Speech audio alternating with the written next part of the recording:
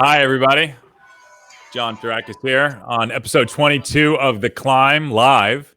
Today, we're going to be talking about stuck and getting your agency unstuck if you're in that horrible position of not being able to grow. But before we get into that, I would like to talk about the purpose of the Digital Mastermind. The purpose is essentially to bring agencies together where we are able to set the standards for our industry. And if you're an agency, any size, please go to digitalmastermind.com. Check out the site. It's free to join. We have these fantastic monthly calls that are going on right now where some of the feedback has been phenomenal.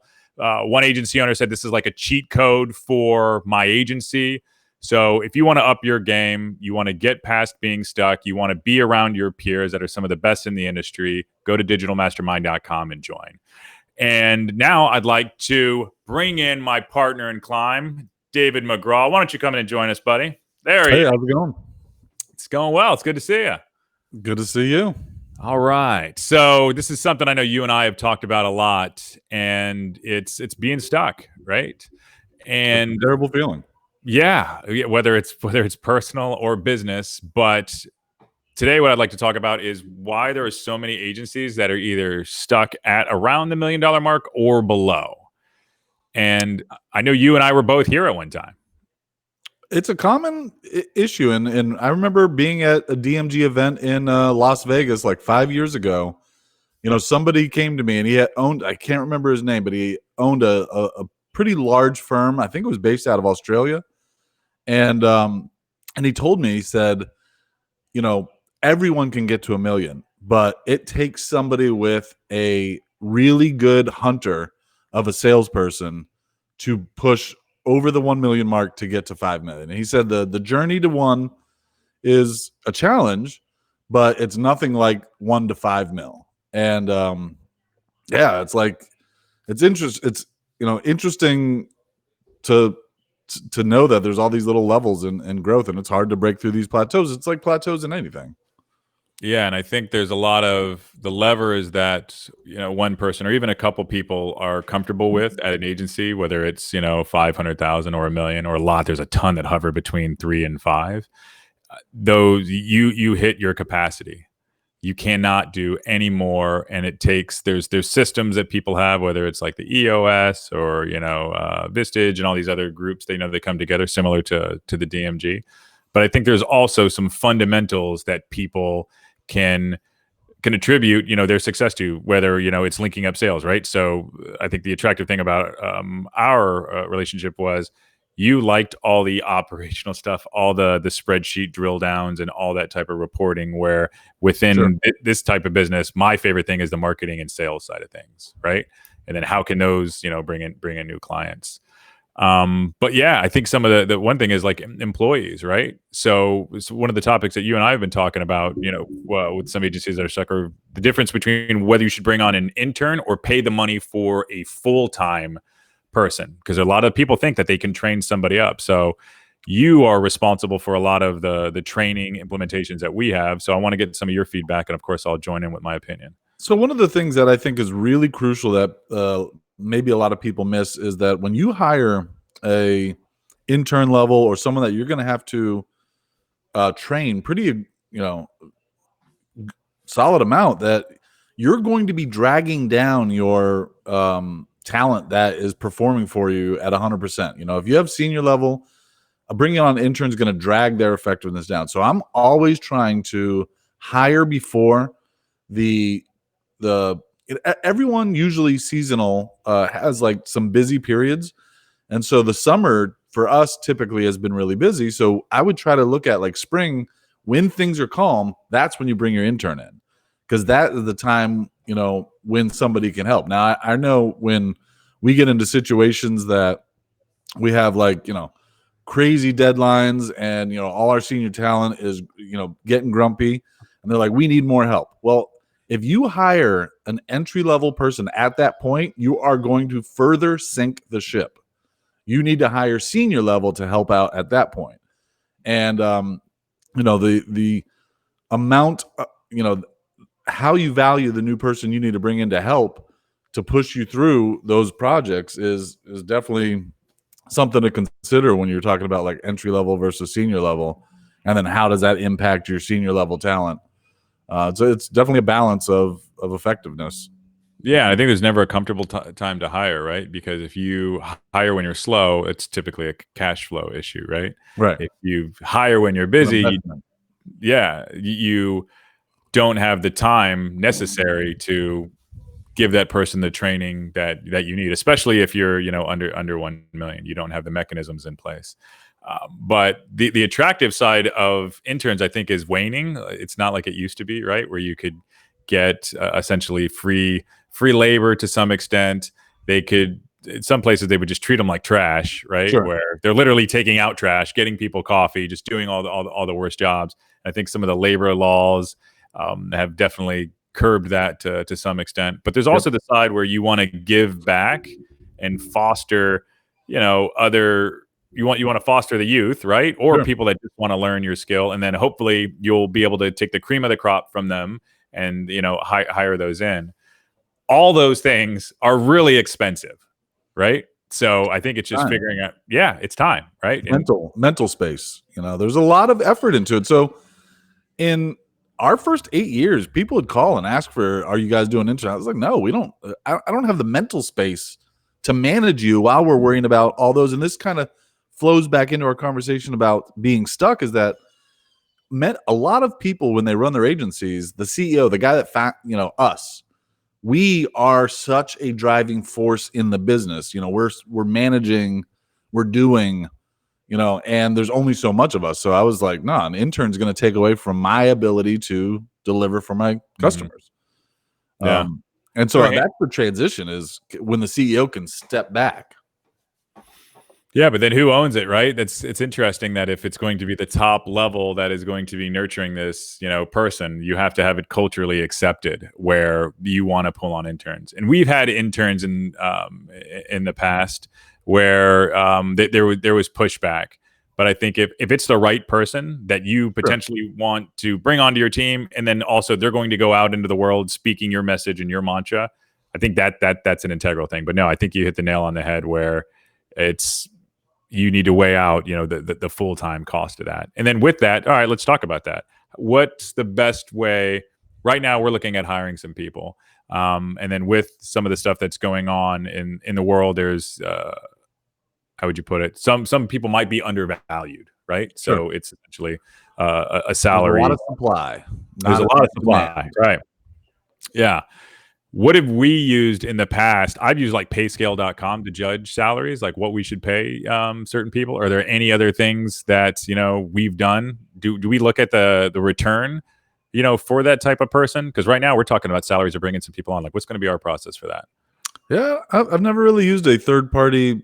I feel like, I've once had a college graduate email in. We had a job opening. This was 3 years ago or so. And looked like a sharp kid. I was all for bringing him on. That guy looks smart. Yeah, well, I mean, for me, my big indicator is hobby projects. If somebody works on stuff on their own time at home, that to me is an indication of passion. And I love people that are passionate about coding. So thought this kid was interesting. And then I asked him, what salary range, and he's like, well, salary.com said I should be getting about 95,000. I was like, you gotta be kidding me. 95,000? You haven't even graduated college yet. He was, this was, I'm graduating this spring. Or he put himself in like London or like New York. Yeah. So I had to respond to him and I said, hey, thanks for your time. FYI, for your next job that you apply for, make sure you add the criteria of, Jacksonville, smaller company, 0 entry level. Like, he just went with the default salary, which was like a 10-year senior.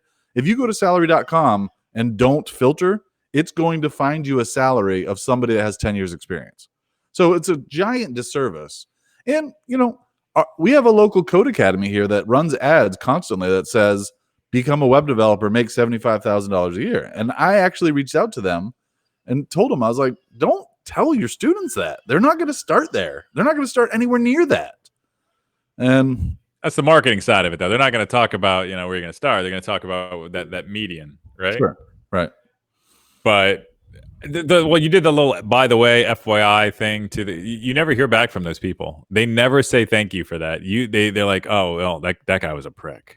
Well, I just wanted to teach him something. No, I agree with that. I do the exact same thing. Yeah. Even with people that don't have a budget, I'm like, hey, here's some things that you can do, whatever. You never get a thank you. It's Right. just like, they didn't accept me. Felt good in here. I didn't need them to. I didn't need their thanks, but yeah. I do get nervous that I'm going to say something wrong when I try to help them, because it is an employment situation, which comes with all kinds of, as a business owner, all kinds of risks. So I'm still not illegal though to tell somebody though that like you can't work here because you don't have the experience, or B, you can't work here because I wouldn't say this, but like maybe I would, like your work sucks, like your portfolio doesn't work, like those things. Yet, just like that.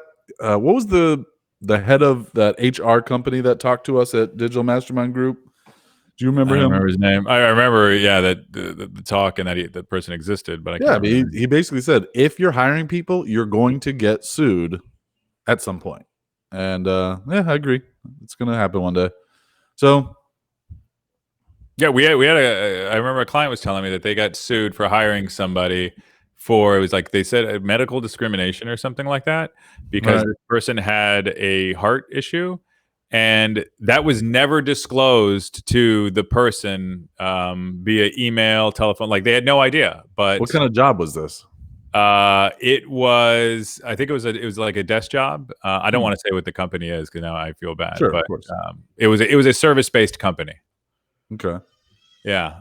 And they didn't win the lawsuit, but there still was a claim. There was an attorney that took that. There's cost. Yeah.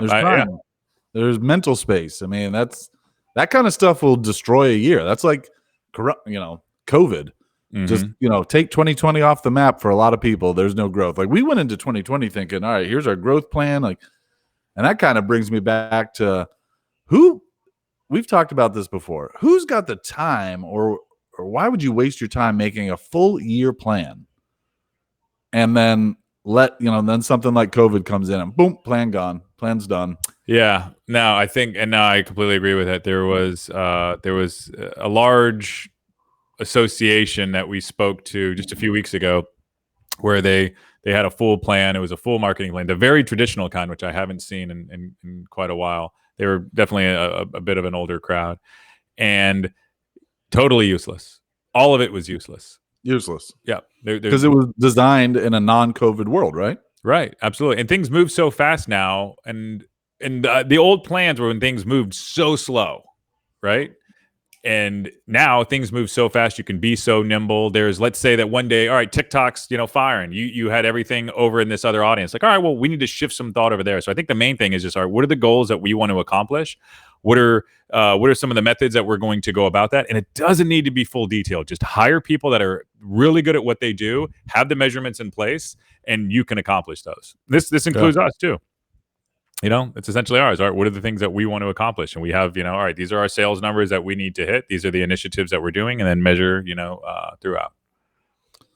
So bringing it back, how have you taken those things and broken through the $1 million mark? Like what are the things that you felt? Well, let me ask you this. What was the moment you felt like, oh, I might actually be a CEO?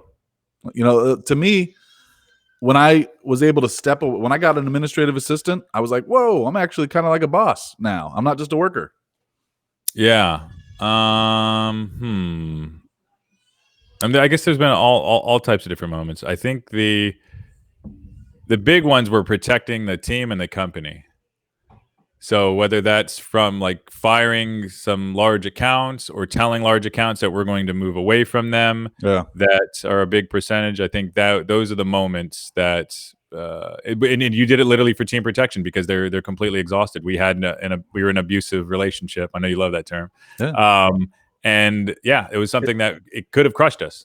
It's a scary moment. I mean, it's super scary when you fire a client, but for our listeners out there, I'll say, every time we fired a client, man, we have grown. There's like a wave of growth because all of our employees that were so frustrated with the client or getting just worn down got reinvigorated. So everyone else got happier. And well, all and the it's time we they got believe in the company now. They're like, Yeah. yeah, we're not going to tolerate this if we're, an army or a club or whatever this is. Like, no, they're not going to let that pain enter the house anymore. So Right. Right. We've done that with some significant accounts, and we've just been able to, be tough, when you can achieve that once you get to a situation where not one client is 80% of your revenue. There's so many agencies out there that really are built off of one big client, and then they have a bunch of, smaller which is stupid. clients. No, and this is to everybody. No client should ever be more than 20% of your business. Shouldn't, and I get that. And people are reading rule books out there on the internet that say that, but it's just math, though, and margins. I get it. But the reality is, most people get their start because of one large client. And so I love all these people that lecture and have the videos on the internet and all that shit, and they always talk about these things. I want them to make sure that people say that's the ideal, that's what you're striving for. And but let's be clear, right? So a lot of those people are they're consultants and talking heads, or they've never owned an agency, they worked for one and they started one and whatnot. But I mean, running the math, we had two different scenarios. Anytime we had a client, I mean, we're one agency now. That was something I always fought for, because I don't like to be in a leverage situation. Right. And I know when you started yours, you had one large client, and you continually worked toward doing everything that you can to dilute that account, but with growth, right? Correct. Yeah. And I think that's the rule, knowing that you're in a leverage situation if you're at that, because if they go out of business, you're out of business. Like, correct. Walmart's purchasing methodologies, so I've heard, are based on that, where they look at like, how can we be the largest account for them, and we're going to leverage them, to the nines, and get its cost as low as possible. And then when they pull away, you're out of business. I think that's the story everybody needs to remember. Yeah, and that's what I want to talk about, is like, it's the process of going from an 80% to a 20% client that's what everybody wants to know about. I mean, it's great to just say that, hey, don't have a client greater than 20%. Magic wand, great. But how do you do that when you're in that situation? Because so many start like that. And the reality is, you just gotta, I mean, it took us 6, 7, 8 years maybe to dilute that to the point where it wasn't a risk, because that client now has been acquired and has turned into 1% revenue, maybe not even. So they've completely disappeared, and we had to ensure that didn't sink us. And it took a long time, and it was a constant process, but that was the healthiest thing. It was the smartest thing we ever did, or we wouldn't be here right now. Yeah. And and I hate to never discount luck, right? There's a lot of things that go, because if you hit yourself to your largest client, they don't manage their company right. Well, okay, cool. They go out of business. Now you're out of business. You have to be very careful. And I've seen that. We work with a lot of agencies where they'll bring us somebody and they're like, well, this is our largest client. This equals X amount of revenue. And I'm just like, whoa. Yeah. All right. So now the responsibility is on us to make sure that we help them continually deliver.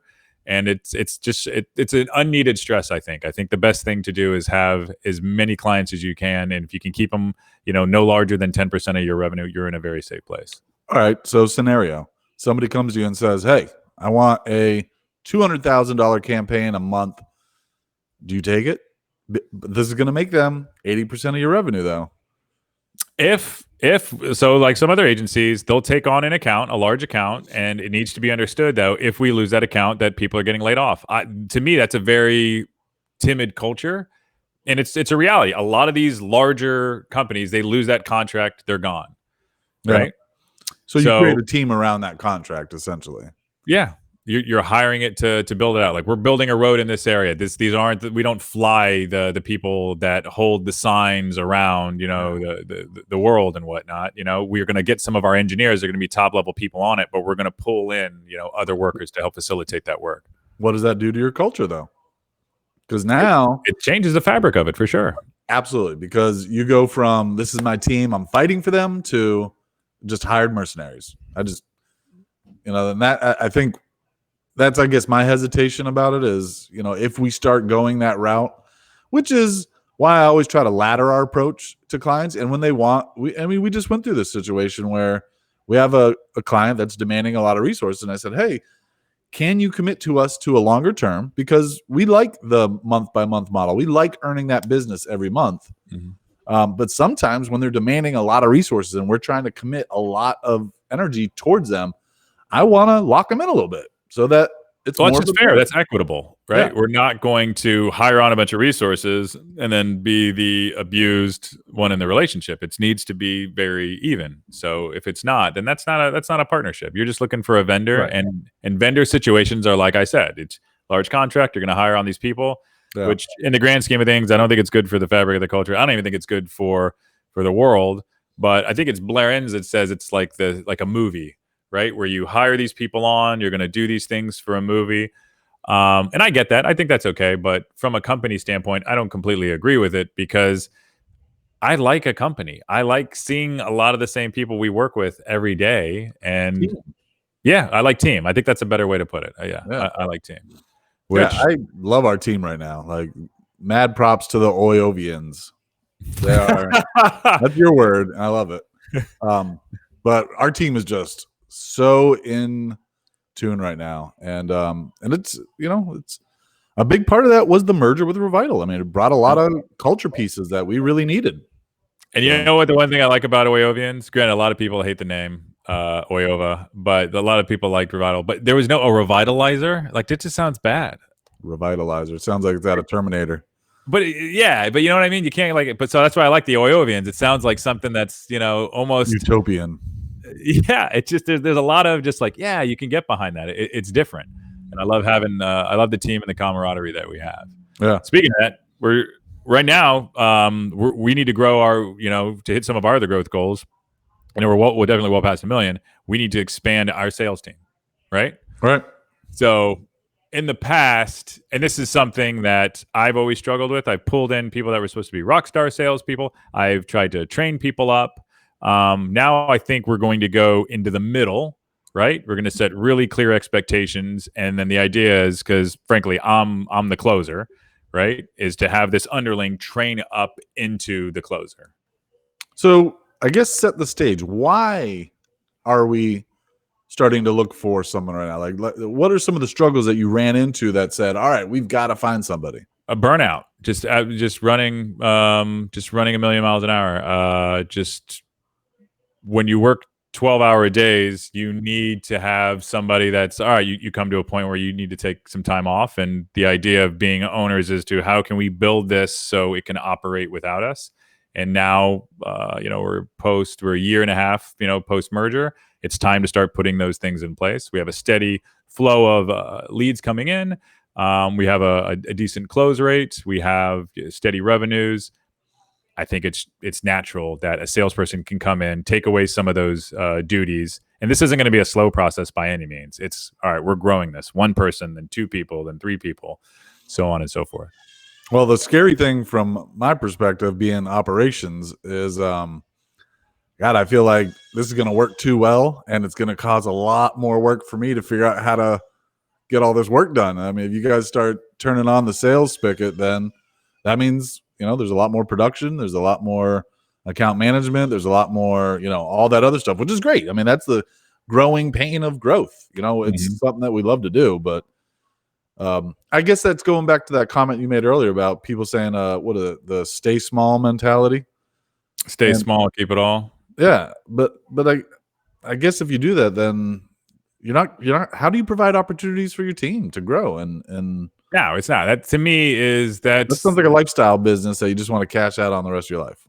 Yeah. And you have, and I guess my issues with that are there are no, like you said, the growth opportunities for your team. So you're literally like wherever you go that they're just like beneath you, where I don't like that so much. I like, all right, cool. You can create an authority out of one of your team members where they're, the best person at UX or the best person at a specific code, and they get the accolades for it. And they're just happy to be a part of your team and work from there. Maybe they even write a book about that. I think that's great.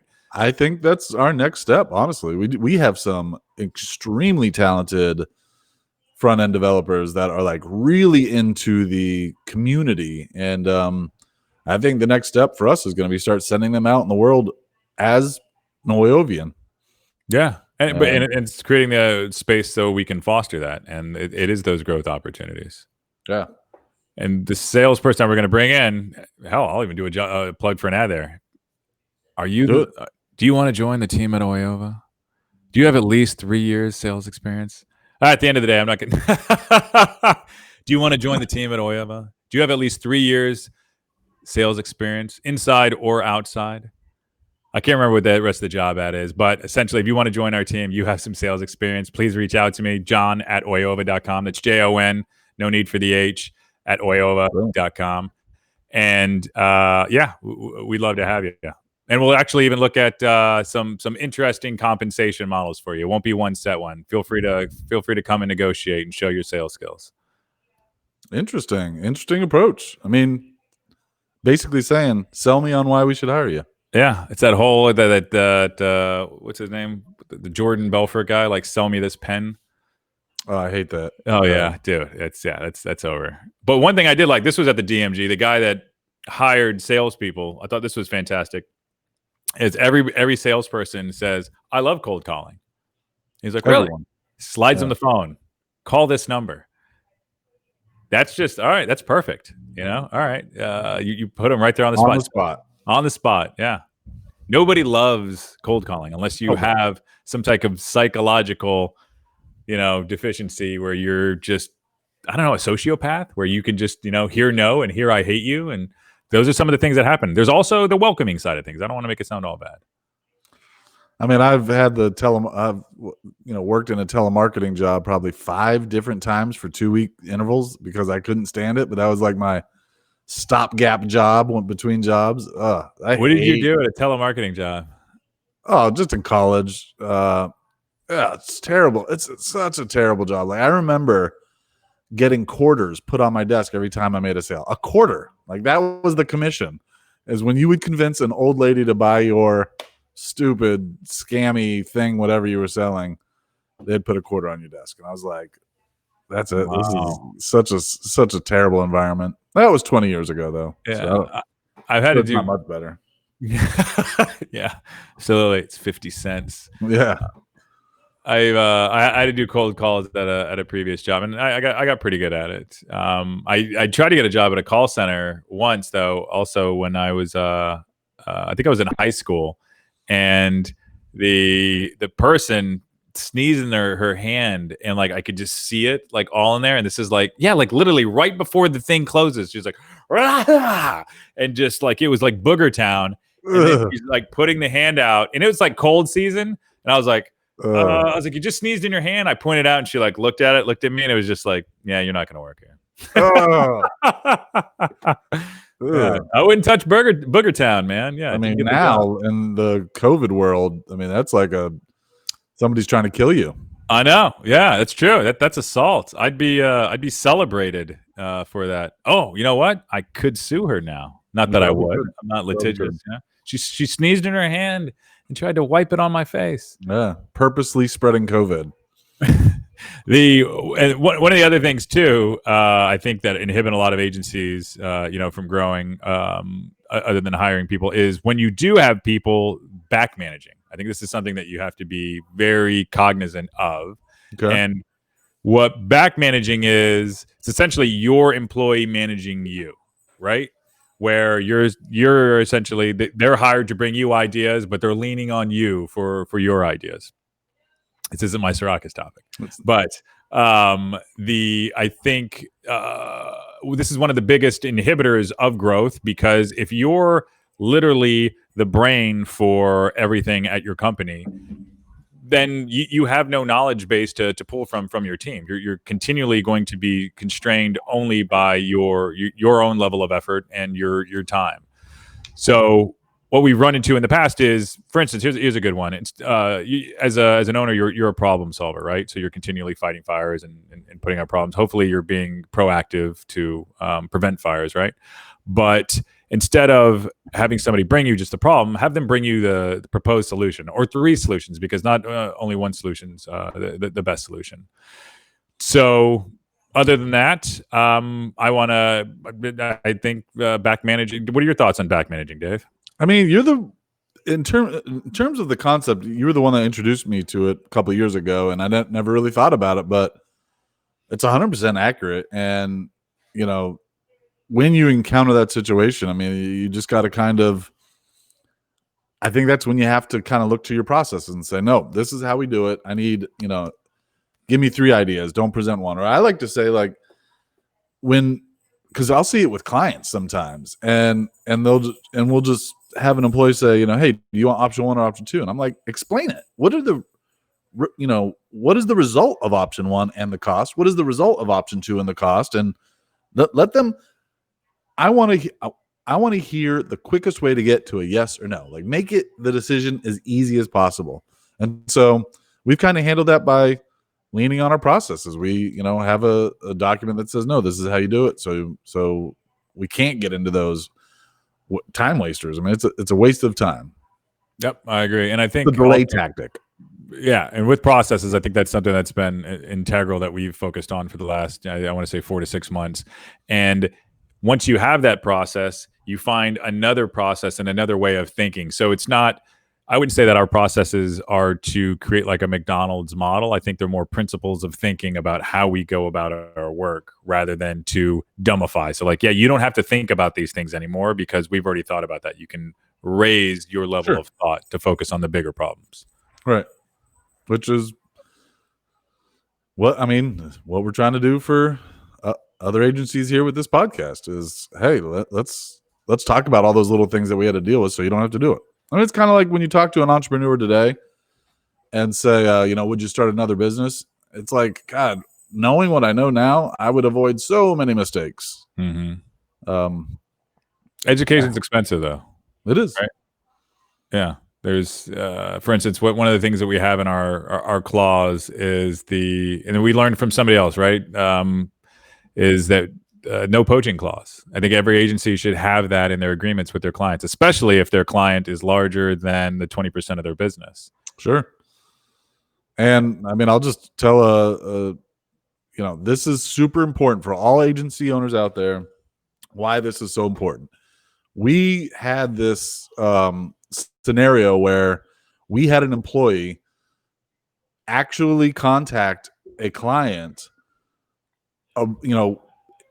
without going through the Oyova company and try to get a job. And the client was like, yeah, let's do this. And came to me and said, hey, how do we make this happen? I go, whoa, you can't just take a dude, because we've been training this person for your company for the last 2 years for your projects. And now you just want to poach them. So thankfully we had that clause because, I just flat out said the cost is already defined. It's in the contract. And he's like, well, what do you mean? I'm like, I think we have $50,000 penalty, which seems extreme, but the idea there is to ensure that, somebody doesn't just steal your employee, because you're training the ideal person. And we've heard, how many, what is it? DMG. We've heard somebody at DMG had somebody poached and I don't want to say devastated. Devastated their business. Oh. And you need put to them out of business. Go ahead. No, put them out of business. Right. Yeah. So super key to have an anti-poaching clause, because also just from a legal standpoint, like a non-compete with your employee. So many. Here's another good point. So many agencies try to put the handcuffs on the employee. That doesn't last. So many judges are going to side with the employee, not the employer. It's the same when you're talking about like landlord versus renter. They always side with the renter. They never side with the landlord. So in this scenario, you have to put the handcuffs on your client and say, because that business to business relationship is, that contract that you sign with them is something that will stand up in court. So you say, hey, if you poach my people, I'm going to get $50,000 or whatever you want to put in there, plain and simple, and then take that to court. Because if you go after an employee and try to prevent them from earning a living, no judge is going to uphold that, or it'd have to be unique circumstances. Like if you had an employee that was like super key and stole information. And contact the lawyer. I'm not a lawyer. Just to be clear. Just to be clear. Yeah. I think those are great points. I think the other thing too about the example that you gave, the guy that was poached, was that they were paid with Amex up to like 6 months, and they were able to claw all that revenue back. So I think that's another thing that agencies can walk away with, is looking at making sure that you have a defined contract agreement based on your service. Make sure that you have a poaching clause in there. And if anyone wants our agreement, feel free to send it to me. A request, john@oyova.com. I'll send you an example. Maybe we can post that in the show notes. I think we've done that in the past, our template example. Yeah, let's do it. But yeah, it's just when you're taking on credit cards, Amex has a very aggressive, and I'm an Amex user, very aggressive policy that if the customer is not happy, that they can complain and they can pull back all the dollars up to a certain point. It might be indefinitely. I don't know. Maybe that same lawyer that you're going to contact can help you with that question as well. But yeah, so there's a couple things to be wary of. So at that point, do things like ACH, or don't take it over a certain amount to minimize your risk. And also just the fees in general of accepting credit cards. I know it's easy. Before we merge, I want to say I paid over $30-something thousand a year, which is a salary for credit card, fees. But my idea was I didn't have to, number one, collect, and number two, I didn't have to deal with another employee in here doing that work.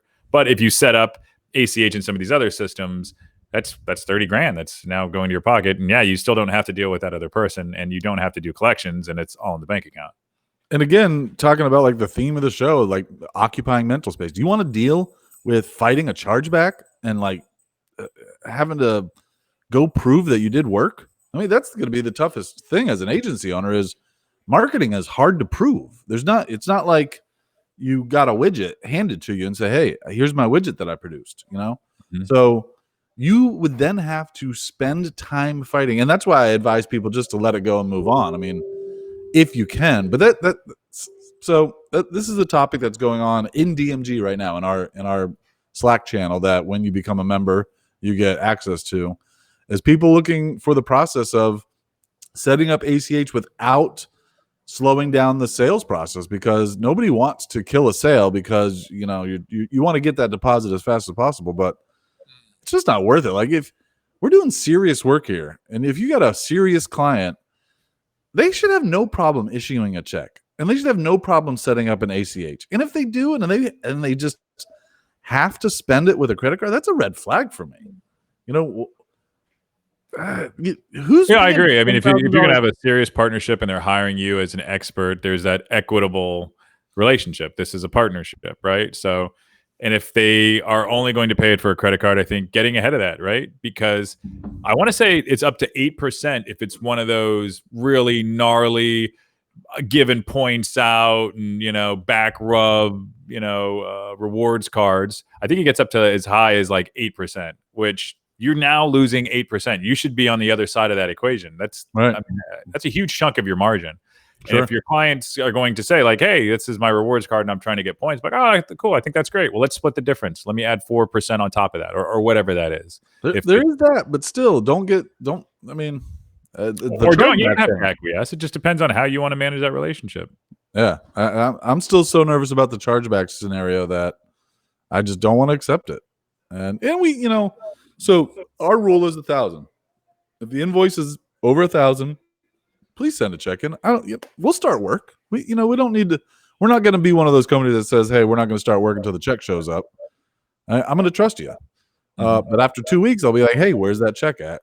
And then we'll stop work. But I think defaulting to trust is an important part, and that's a company's culture. If you have a paranoid culture, then they're going to see that everywhere, and I think that hurts on the sales side. You need to have a very warm and welcoming, trusting side, but there should be lines in the sand, like state this is our policy. We typically don't begin work until we receive the check, but we'll give you 2 weeks until we get it. I think that's also important, and which I think comes into the other point about culture is just time management and how your company manages time, whether you track it, whether people are required to calendar what your project management looks like. I know when we were first starting, we I think it might have been shiny syndrome, or just me being too receptive to the complaints of a team where we kept changing project management. And Oh, what a time killer! What an energy killer! it was brutal. Yeah, and just trying to find the right one that was. We started with Basecamp. I was never a fan. I think that Jason Fried guy is a brilliant guy, but I always thought Basecamp sucked because I couldn't do the things that I wanted to do in there. We were on like Podio and went back and forth. Anyway, we ended up on Teamwork. But if looking at all the time lost by just trying to make people work together and find efficiencies to track time, do I say it's worth it? I don't know if it's exactly worth it, but I think we found a solution that's fantastic, which now people are potentially wanting to switch, but that's a whole nother story. It reminds me of there's probably a lot of people that listen to this show that are very familiar with BNI, and it's a business networking group. It's in every city. You'll find it everywhere. Like a for-profit franchise, I believe. Yeah. So I quit it, and everybody's like, oh, you're gonna miss out on these opportunities and this and that. It was 4 hours a week of my time that I had to dedicate to this group. You went like every day? That's pretty odd. I thought it was like a once a week thing. No, it is. It's a once a week, and then you're encouraged every week to meet with members. So I'm spending at least 2 lunch meetings with people that aren't buying websites. Like, it was just such a waste of my time. And that 4 hours I got back to put into my business, we saw tremendous growth. So, that mental space, that anything that's taking time away from doing what you're supposed to be doing, whether it's changing your project management tools, like that's a huge undertaking that adds no value to your business immediately. Now, maybe it does over the long haul. And if it does, that's great. But so often the tool is not the problem. It's training, or it's process. Yeah, it was the lack of project management experience from a team, and just the inability for them, because I've seen fantastic companies that manage it with a spreadsheet and they do everything via email and they deliver great work.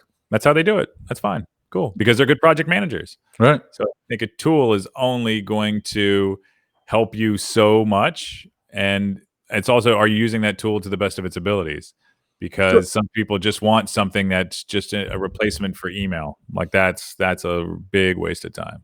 But even when you get that dialed in, then you add something else like Slack, and then there's inefficiencies. What goes in Slack? Like, it sounds crazy, but I tell people we have written process that determines what goes in Slack, what goes in project management, what goes in email, just to lay down the law that says this is how you use communication to a company. I mean, it sounds ridiculous, but I think we need it. There's so many tools to manage teams, especially now that we're all remote now. And you just have to kind of make it clear, easy, understand this is how we use these tools. Yeah. Otherwise, you're going to have one group uses Slack for task management, another group uses a different tool, and you're all over the place. I know there's some companies that pretty much run everything through Slack now. It's a little just to me I don't know, like the constant dinging of Slack to me is I don't want to work in 20-second increments, and I guess that's why I'm not a big Slacker. You don't like the bamboo sound? I just don't like how we have some employees that connect with clients, and God, I don't want to be dinged by a client. Sometimes I get like G chatted or Facebook chatted by a client. I'm like, can you please go into Teamwork or send an email? Or do you really? Yeah. This was more back in the day, but I mean, I had to kind of create rules for clients because I don't want to be the single point of failure. And so if it goes through the official channels, more people know about it. And it's not just sitting in my inbox. That was going back to Stuck. Back in the day, way back in the day. When I hired my administrative assistant, which she is amazing, I just put so much time. That made all our process so much better because she could route an email while I was in a meeting. I might be in a 3-hour meeting, And if a client emails in, they're just going to get pissed off if I take 3 hours to respond to them. Now she can get a response to them. She can forward it to whoever needs it. That was a big, just great moment in Oyova history, was getting that. The SPOF. I think that's a good point. This single point of failure. That's something always trying to correct, because those always exist. There's points of failure, but for instance, it's an uncomfortable conversation to tell a client, like, "Yeah, don't message me on Facebook," because there's that very warm and fuzzy, feeling. There's some clients that I wouldn't say that to. Not now. I just, I think the relationship's more important. You know what I mean?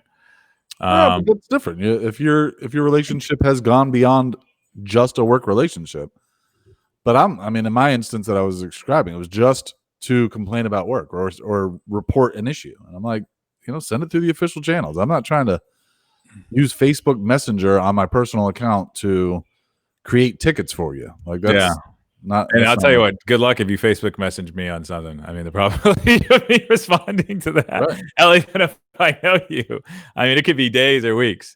It's not something, that's not a mode of communication for me.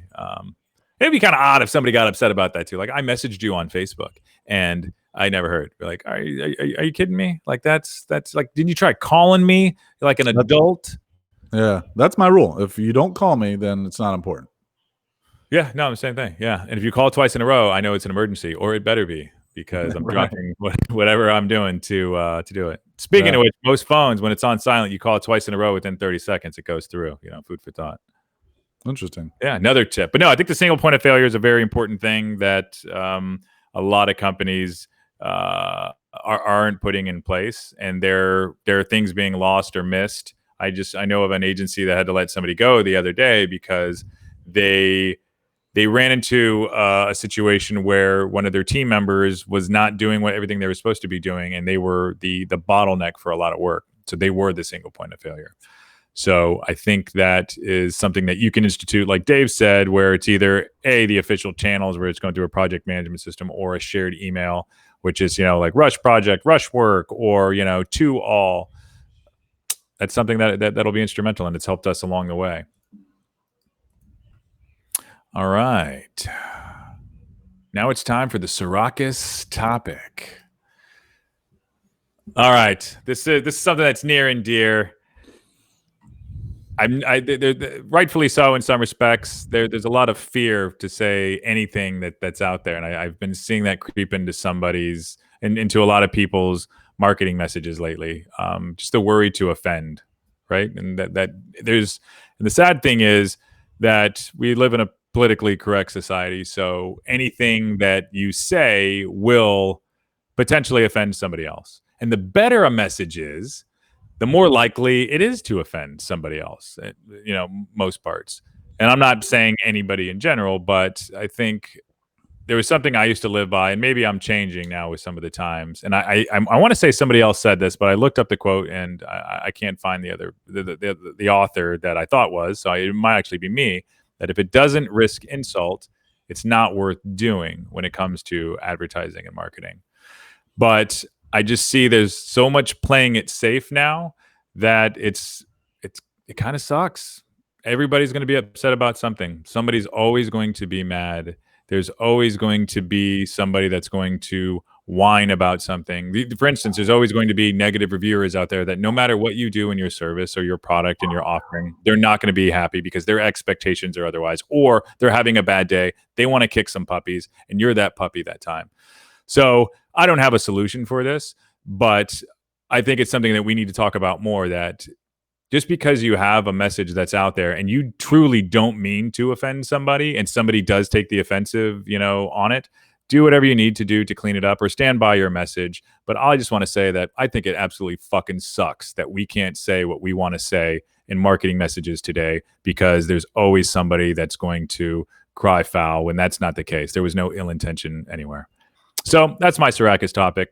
Can I fix it? No, but I think just be authentic and genuine with your messages, and do the best you can, because that's any hard worker. That's what we're all trying to do.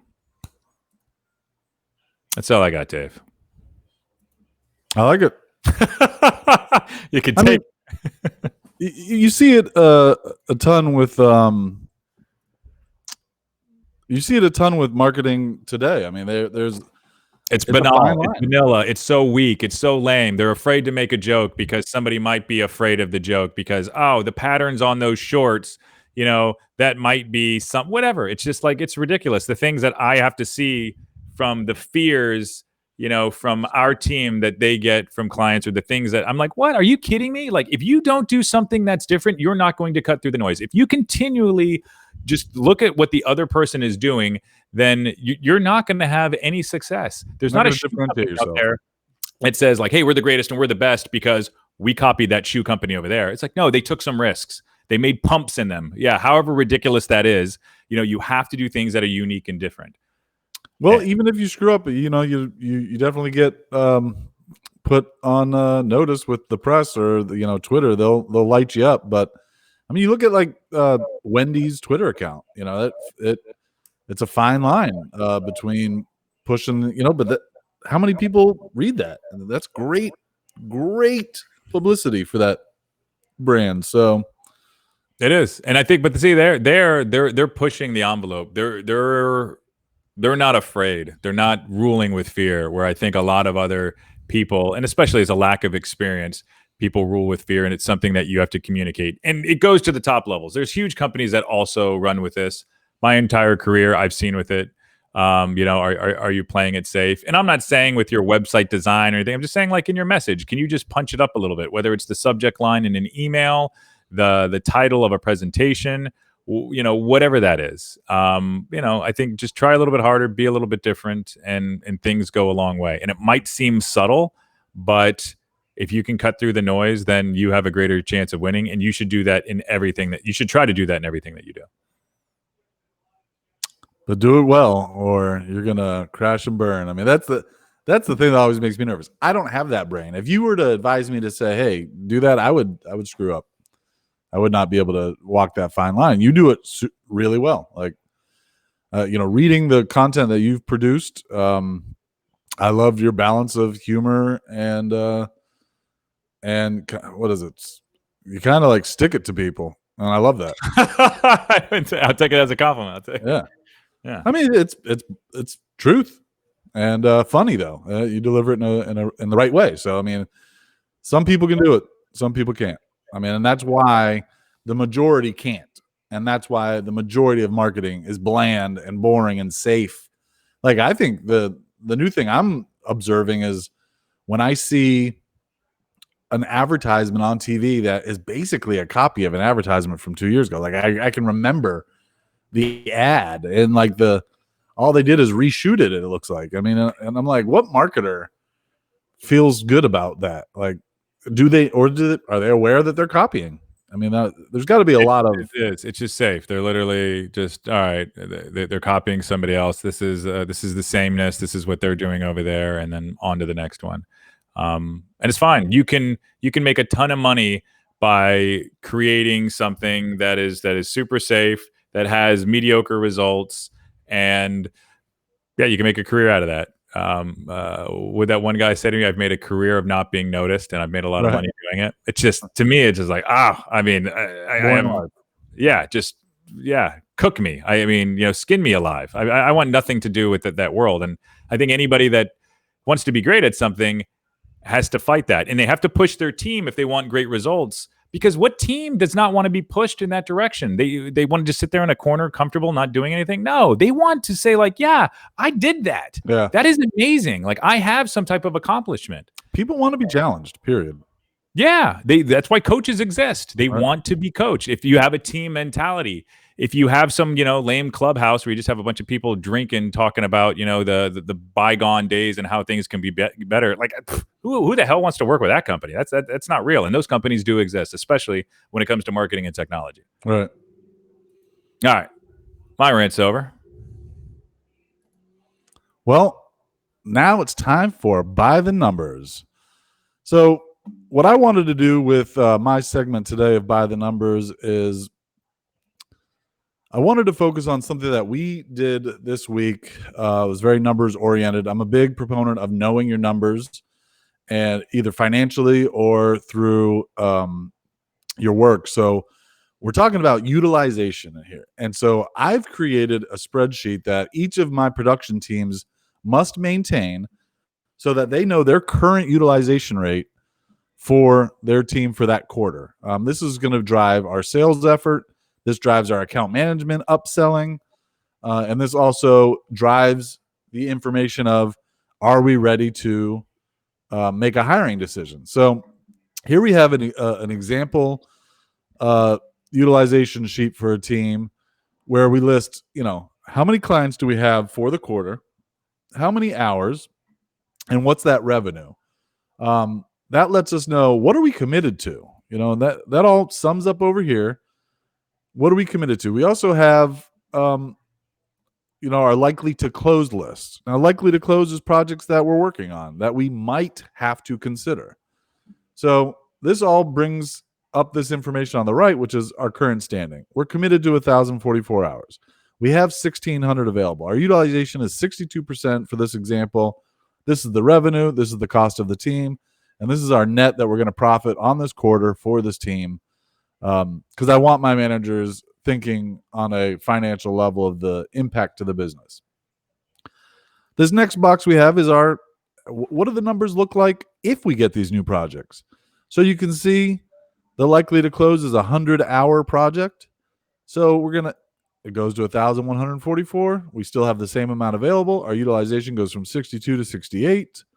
And then how that impacts the financial numbers. Then we can get into, all right, what about if we need to hire somebody?